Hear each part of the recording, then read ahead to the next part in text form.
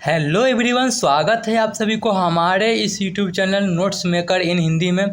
तो दोस्तों, आज की इस वीडियो में हम लोग बात करने वाले हैं, ये जो हमारा राष्ट्रपति जी का जो सीरीज चल रहा है उसी का हम लोग पार्ट 6 देखने वाले हैं। इससे पहले कि हमने पार्ट 5 ऑलरेडी अपलोड कर चुके हैं। अगर आप लोग नहीं देखे हैं तो वो वाली वीडियो देख लीजिए, प्लेलिस्ट चेक कीजिए या तो फिर डिस्क्रिप्शन में देखिए, उसमें कहीं लिंक दिया हो। ठीक है, चलिए हम लोग शुरू करते हैं। शुरू करने से पहले मैं बता देना चाहता हूं कि यह जो वीडियो जो है यूपीएससी के जो एक तरह से एग्ज़ाम है उसी को ध्यान में रखते हुए बनाया गया है, जिसमें प्रीलिम्स और मेंस दोनों इंक्लूडेड हैं। आप चाहे तो स्टेट पीसीएस के लिए भी इसमें जो है आप इंक्लूड कर सकते हैं, क्योंकि दोनों का मतलब पॉलिटी तो सेम ही होते हैं भाई, किसी का भी पॉलिटी तो सेम ही होते हैं। तो एक तरह से कहते हैं ना, स्टैंडर्ड लेवल में जा रहा है। आप छोटे मोटे एग्ज़ाम के लिए नहीं कर सकते, जिसमें कि आर्टिकल वगैरह हो गया, बहुत छोटे छोटे कॉमन हो गए, तो इसमें नहीं, जो यूपीएससी की रिक्वायरमेंट है उसी के हिसाब से यह वीडियो बनाया जा रहा है। चलिए हम लोग शुरू करते हैं। पिछले वीडियो में हमने राष्ट्रपति की कूटनीतिक शक्तियाँ, सैन्य शक्तियाँ और आपातकालीन शक्तियाँ के बारे में ऑलरेडी हम पढ़ चुके हैं। ठीक है, अब हम बात करते हैं राष्ट्रपति की। हम बात करते हैं अध्यादेश जारी करने की। अध्यादेश जारी करने के मतलब क्या होता है, उस सारे चीज़ के बारे में हम पढ़ते हैं। कब अध्यादेश जारी किया जाता है वो भी हम देखेंगे। तो चलिए हम लोग शुरू करते हैं। एक मिनट, थोड़ा हो गया। देखिए, बात करते हैं राष्ट्रपति के जो अध्यादेश जारी करने की जो शक्ति है, यह जो है ब्रिटिश काल से प्रचलन में है। ठीक है, बात करते हैं कि 1861 में, अगर हम ब्रिटिश काल में हम बात करते हैं तो 1861 में जो है पहली बार जो है अध्यादेश जो है जारी किया गया था। और पहली बार जो अध्यादेश जारी किया गया था वह जो है लॉर्ड कैनिंग के द्वारा किया गया था। किसके द्वारा? तो लॉर्ड कैनिंग के द्वारा किया गया था। जब आप मॉडर्न हिस्ट्री पढ़ेंगे तो आपको वहाँ पर बहुत सारे इसके बारे में मिलेंगे। हालांकि मैं मॉडर्न हिस्ट्री का भी मैं वीडियो बनाने वाला हूँ, तो इसी में मिलेगा। उसका एक प्लेलिस्ट अलग बना देंगे तो उसमें देख लेंगे। अभी तक इतना जानकारी है कि हमें अध्यादेश जो है जारी किया गया था पहली बार जो 1861 में, जो है किसके द्वारा? लॉर्ड कैनिंग के द्वारा। एसीटी मतलब जो है एक्ट मतलब अधिनियम। आप लोग ऐसे एग्जाम में मत लिखिएगा, ठीक है। बात करते हैं अध्यादेश के जो जीवन जो अवधि होती है वह कितने महीने होती है? तो 6 माह 6 हफ्ता होता है। ठीक है, अध्यादेश की जो जीवन अवधि की हम बात करते हैं तो 6 महीना 6 हफ्ता होता है।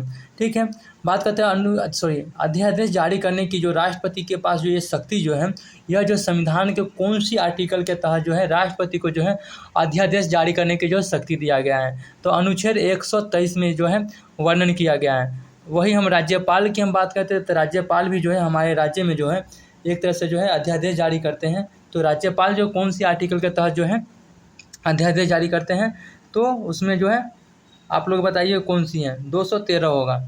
ठीक है, बात करते हैं भारत शासन अधिनियम 1935 से जो है राष्ट्रपति को जो अध्यादेश जारी करने की जो शक्ति दिया गया है। ठीक है, अब यहाँ पर कन्फ्यूजन नहीं होना है। जैसे कि 1861 में जो है पहली बार जो है लॉर्ड कैनिंग के द्वारा जो अध्यादेश जारी किया गया था, तो वो ब्रिटिश काल में था। लेकिन राष्ट्रपति जी को, हमारे जो इंडियन राष्ट्रपति जो है, इनके जो है अध्यादेश जारी करने की शक्ति जो है कब दिया गया था? तो भारत शासन अधिनियम 1935। जब आप मॉडर्न हिस्ट्री पढ़ेंगे या तो जब संविधान का जो फीचर्स था उसमें जो शुरू का जो संविधान का फीचर्स उसमें भारत शासन अधिनियम 1935 के बारे में पढ़े हुए हैं। ठीक है, बहुत सारे ऐसे एक्ट आया था उसके बारे में पढ़े हुए हैं। शुरू में ही पढ़ने के लिए मिलता है पॉलिटी के, तो अच्छा खासा आपको जानकारी होगा। नई जानकारी है तो फिर वीडियो को जो है रोकिए और प्ले लिस्ट में चेक कीजिए और फिर देखिए। उसके बाद देखिए, कॉन्सेप्ट में चलना ज़रूरी है, आपको एक सीक्वेंस में चलना ज़रूरी है। सिस्टमेटिक चलिए, समझ में आएगा। अगर आप यहाँ देख रहे हैं, पता चला पीछे की वीडियो आपको क्लियरिटी है ना, अरे एक बार देख लो, माइंड में किसी को रहता नहीं है भाई। एक बार आप वीडियो देखिए, ऑटोमेटिक वो माइंड में कॉन्सेप्ट क्लियर आएगा कि हाँ ऐसा है, और प्रैक्टिस मोड ज़्यादा इसका यूजफुल होता है। चलिए, राष्ट्रपति को जो है अध्यादेश जारी करने की शक्ति जो है भारत शासन अधिनियम 1935 से जो है दिया गया है। अध्यादेश हम बात करते हैं कानून है, लेकिन यह कैसा कानून है? तो अस्थायी कानून है। ठीक है, अध्यादेश की हम बात करते हैं प्रभाव और शक्तियाँ जो है दोनों बराबर होता है। ठीक है, राष्ट्रपति जी को जो अध्यादेश जारी करने की यह जो शक्ति जो है एक तरह से बताया गया कि अनोखी शक्ति है। ठीक, बात करते हैं मंत्रिपरिषद की सलाह पर जो है एक तरह से जो अध्यादेश जारी किया जाता है। ऐसे नहीं है कि राष्ट्रपति जी को जब मन किया तब अपना जो है अध्यादेश जारी कर दिए। ये तो इंदिरा गांधी जी के काल की बात होगी। इंदिरा गांधी जी के काल में क्या हुआ था? ठीक है। 1951-52 में जब आपको सभी संविधान संशोधन के बारे में पढ़ाएंगे ना, तो उसमें बता देंगे कि अपने मर्जी से जो है अध्यादेश जारी करने का मतलब क्या होता है। अवैध चुनाव जीतने के बाद भी लोग क्या करते थे, अध्यादेश जारी करके मतलब किस पर जो किसी प्रकार की कार्रवाई वगैरह नहीं होने देते थे, तो हमें मिलेगा। ठीक है, वो जब भारत जितने आर्टिकल के जो जितने संशोधन हैं, जब हम वो वाली वीडियो में पढ़ेंगे तो उसमें हम लोग अच्छा से डिस्कशन कर लेंगे। तो राष्ट्रपति जी को जो है एक तरह से हम बात करते हैं मंत्रिपरिषद के सलाह पर ही बात करते हैं, अध्यादेश जारी कर सकते हैं, ऐसे नहीं कर सकते हैं।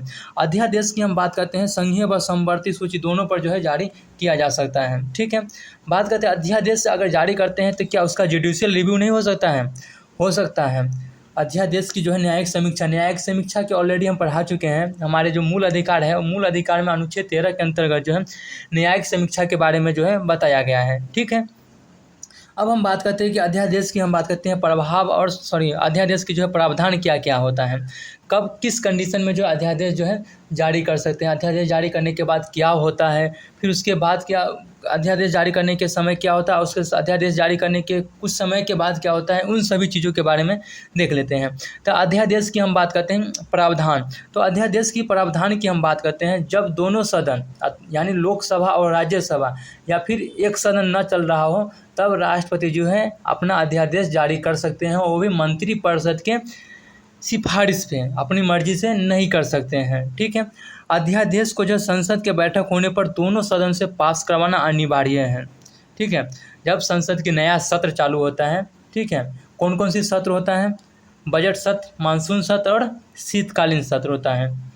जब संसद का नया सत्र चालू होता है तो जो अध्यादेश राष्ट्रपति जी जो है लागू किए थे या फिर जारी किए थे, उन अध्यादेशों को जो है जब दोनों सदन की बैठक होती है तो दोनों सदन में पास करवाना अनिवार्य होता है। ठीक है, यह अध्यादेश जो है तत्काल कार्यवाही के लिए लगाया जाता है, यानी अध्यादेश जारी किया जाता है। जैसे कि मान लेते इमरजेंसी आ गया, ठीक है, उस समय लोकसभा और राज्यसभा के सत्र नहीं चल रहा है, ठीक है, उनमें से किसी एक सत्र नहीं चल रहा है, तो अब तत्काल में क्या किया जाए, तो राष्ट्रपति महोदय जो है अपना एक अध्यादेश जारी कर सकते हैं। अध्यादेश एक तरह से अधिनियम ही होता है, नियम वगैरह होता है, और उसको जो है जब लोकसभा या फिर राज्यसभा यानी कि जब सत्र जो चालू होता है तो उसमें जो है पास करवाना अनिवार्य होता है।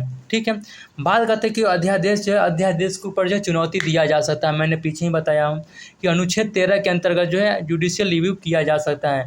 ऐसा ना हो कि अध्यादेश जो है मूल अधिकार को जो है छीनने वाला हो। ठीक, मूल अधिकार को जो छीनने वाला अध्यादेश जो है नहीं होना चाहिए। ऑलरेडी मेंशन कर चुके हैं मूल अधिकार का अगर मान लें कि कोई ऐसा अध्यादेश जो राष्ट्रपति महोदय ने जारी किए और वह अध्यादेश से हमारा जो फंडामेंटल राइट्स हैं, अगर मुझे उस अध्यादेश से फंडामेंटल राइट्स प्रभावित हो रहे हैं तो फिर वह अध्यादेश जो है एक तरह से अवैध हो जाएगा।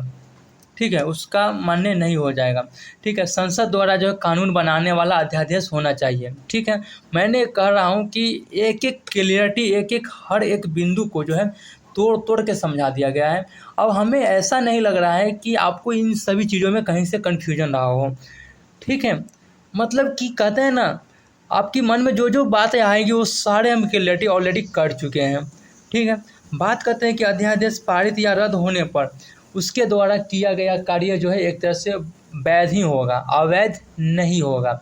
यानी इसका मतलब क्या हुआ कि देखिए, अध्यादेश तो राष्ट्रपति महोदय ने जारी कर दिए, ठीक है, और मान लेते हैं कि अध्यादेश जारी कर दिए, कुछ समय के बाद शुरू में अध्यादेश जारी कर दिया, उसके तहत कोई काम कर लिया गया। ठीक है, सपोजेट मानिए कि अध्यादेश जारी किया गया कि हिजाब पहनकर जो है सभी को घूमना है। ठीक है, सिंपल सी बात करते हैं, कर्नाटक का केस था 2021-22 का ये केस था। हाँ, तो हिजाब पहनकर सबको चलना है, तो एक शुरू में एक पैटर्न जो है चल रहा था। लेकिन जब लोकसभा और राज्यसभा का सत्र चालू हुआ तो क्या हुआ कि एक तरह से जो है ये जो हिजाब का जो कानून था इसमें किसी प्रकार के जो है मतलब रोक लगा दिया गया। तो क्या उससे पहले जो काम था उसको अवैध माना जाएगा? नहीं माना जाएगा, वो जो है पारित ही रहेगा। फिर उसमें संविधान संशोधन करके या फिर उसमें किसी प्रकार के जो है अमेंडमेंट करके जो है सुधार किया जा सकता है। ठीक है, तो यही बताया गया है कि अध्यादेश पारित होने पर या फिर रद्द होने पर जो है उसके द्वारा जो कोई भी काम किया गया वह जो है एक तरह से अवैध नहीं होगा। समझ गए? जैसे कि एग्जाम्पल के बता दिए कि अध्यादेश कंटिन्यू में कोई जारी कर दिया, बाद में पता चला लोकसभा और राज्यसभा के बैठक हुआ, उसमें पता चला कि अध्यादेश जो है मेरा मूल अधिकार का हनन कर रहा है, दूसरे एग्जाम्पल से समझा रहे हैं, तो उससे पहले जो भी काम हुआ वह जो है अवैध नहीं होगा। ठीक है, उसमें कुछ इम्प्लीमेंट कर सकते हैं, वो संसद के ऊपर डिपेंड करता है। अब हम बात करते हैं राष्ट्रपति जी को जो है क्षमादान शक्तियाँ भी हैं। तो राष्ट्रपति को क्षमादान शक्तियाँ क्या क्या होता है? देखिए, राष्ट्रपति जी के पास जो क्षमादान शक्तियाँ होती है किसी व्यक्ति के प्रति या फिर किसी भी प्रकार की, तो एक अंतिम विकल्प माना जाता है कि यह जो है एक तरह से जो है अंतिम विकल्प है।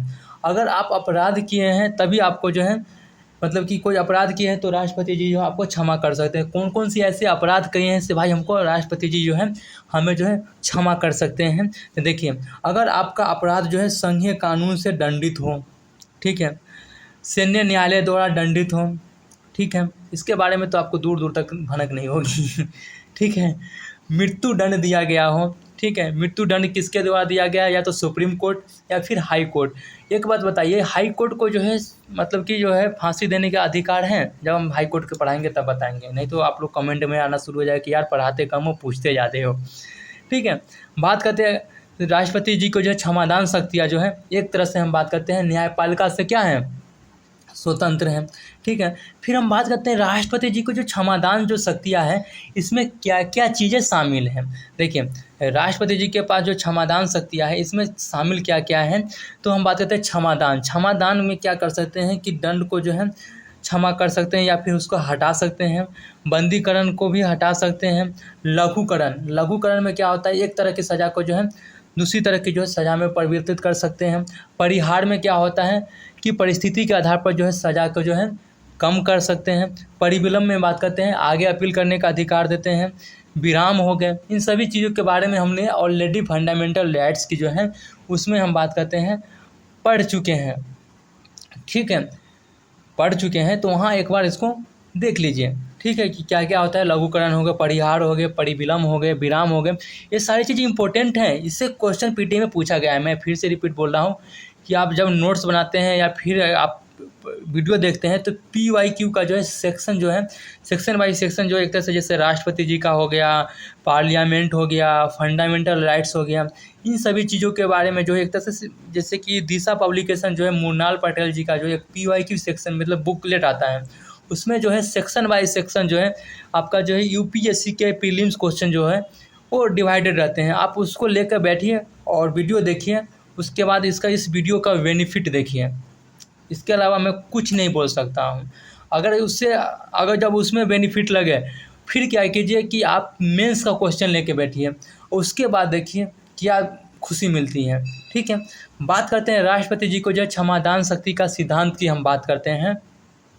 तो राष्ट्रपति जी के क्षमादान राष्ट्रपति जी का जो क्षमादान का सिद्धांत के अंतर्गत क्या क्या होता है।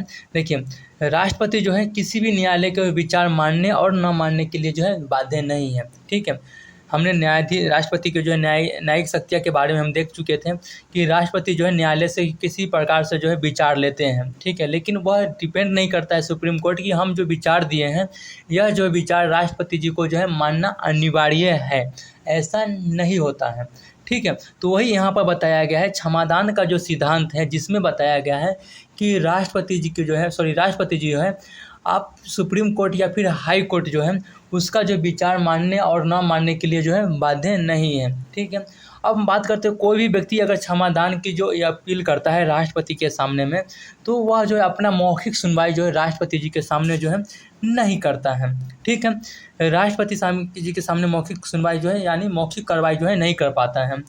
अब क्षमादान की जो याचिका होती है, अगर राष्ट्रपति द्वारा जो है अगर एक बार जो रद्द कर दिया जाए, अगर मान लेते हैं कि हम क्षमादान की अपील किए राष्ट्रपति जी के सामने, अगर राष्ट्रपति जी हमारे जो क्षमादान की जो याचिका है उसको मतलब कि रद्द कर दिए तो हम दोबारा अपील नहीं कर सकते हैं, सिंपल सी लैंग्वेज में।